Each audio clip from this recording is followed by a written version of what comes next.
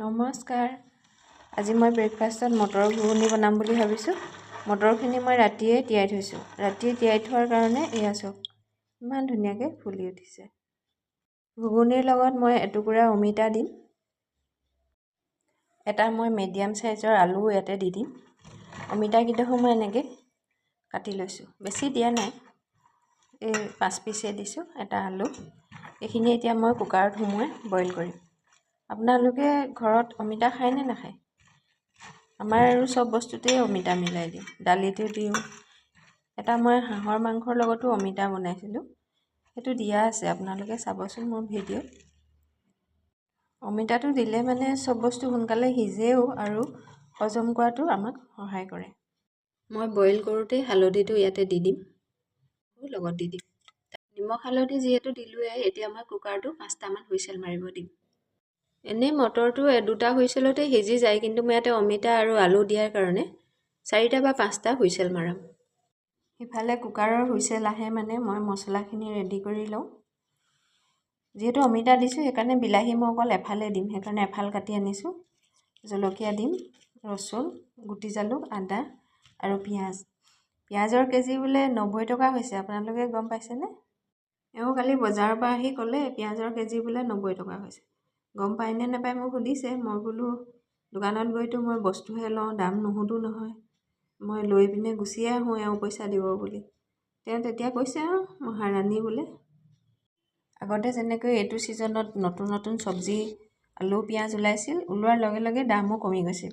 কিন্তু আজিকালি নতুন পুৰণা বুলি কথাই নাই, চব বস্তুৰে দেখোন 50-60 টকা কিলো।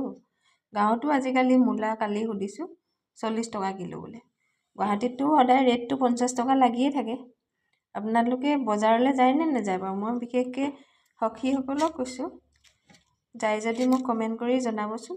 আৰু বজাৰলৈ গৈ খং উঠে নে নুঠে বস্তুৰ দাম শুনি? মোৰ কিন্তু কেতিয়াবা নাখাওঁ যা বুলি কৈ এৰিও থৈ আহোঁ। কাটি লোৱা পিঁয়াজখিনি দি দিওঁ, তেজপাত দিওঁ। পিঁয়াজখিনি অলপ ভাজি লওঁ, তাৰপিছত মছলাবিলাক ইয়াতে এড কৰিম। পিঁয়াজখিনি ৰঙা হৈছে, সেইকাৰণে মই এতিয়া ইয়াতে বিলাহী দি দিছোঁ। অকণমান পিচি ৰখা ৰচুন আৰু আদা, ধনিয়া পাউডাৰ, লাল মিৰ্চ পাউডাৰ, জিৰা পাউডাৰ। এতিয়া ভালদৰে মিক্স কৰি দিম। বিলাহীৰ কেঁচা ভাৱটো গুচি গ'ল আৰু মছলাটো প্ৰায় ৰেডি হৈ গৈছে। ইয়াত মছলাৰ পৰা তেল ওলাই আহিছে। এতিয়া বইল কৰি ৰখা মটৰ, অমিতা আৰু আলুখিনি ইয়াতে ঢালি দিম। অমিতা আৰু আলু দুটুকুৰামান ভাঙি দিম। মটৰ ঘুগুনিটো প্ৰায় ৰেডি হৈ গৈছে। মছলাৰ গোন্ধ এটা ধুনীয়াকৈ আহি নাকত লাগি গৈছে। আলুৰ নিচিনা চবতে মিলি যোৱা অলপমান ধনিয়া ইয়াতে মিক্স কৰি দিম। তাত পিচি লোৱা জালুকৰ গুড়ি অলপমান দি দিম। বেছি দেৰি মটৰখিনি কেৰাহীত থৈ নিদিওঁ, ভাঙি যাব। সেইকাৰণে মই অলপমান ইয়াতে শেষত গৰম মছলা এড কৰি দিছোঁ। এয়া চাওক ইমান ধুনীয়া হৈছে চব্জিখন। মটৰকেইটাও এটা এটা ধুনীয়া হৈ আছে। ভালকৈ এটা উতল অহাৰ লগে লগে এইখিনি মই বন্ধ কৰি দিম। ধুনীয়াকৈ উতল আহিছে, এয়া চাওক। এতিয়া মটৰটো প্ৰায় ৰেডি হৈ গ'ল, মই গেছটো অফ কৰি দিম। মটৰখিনি ৰেডি হৈ গ'ল, এয়া চাওক। তেল আৰু মছলাৰ ধুনীয়া চামনি এটা বহি আছে।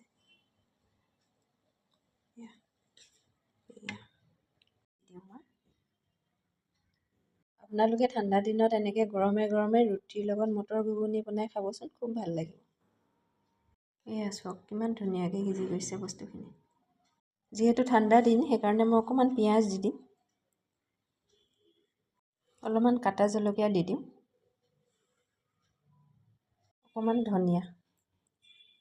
অমিতা আৰু আলু দিছিলোঁ যে, গোটেইখিনি ধুনীয়াকৈ মটৰখিনিৰ লগত মিলি গৈছে। এয়া চাওক। গৰম পানী এটা টি বেগ লওঁ।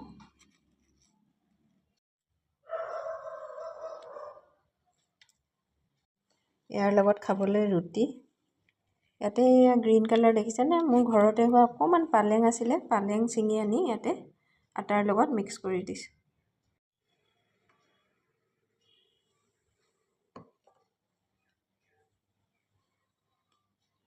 অকণমান চচ লৈ লৈছোঁ মই। মোৰ ব্ৰেকফাষ্ট বনোৱা প্ৰায় ৰেডি হৈ গৈছে। এয়া ঘুগুনি, ৰুটি, ইয়াতে চাহো মোৰ ৰেডি হৈ গ'ল। আৰু এইখিনি চচ। আপোনালোকেও এনেকৈ বনাই খাই চাবচোন। ভিডিঅ'টো যদি ভাল পালে তেতিয়াহ'লে লাইক এণ্ড ছাবস্ক্ৰাইব কৰি দিব দেই।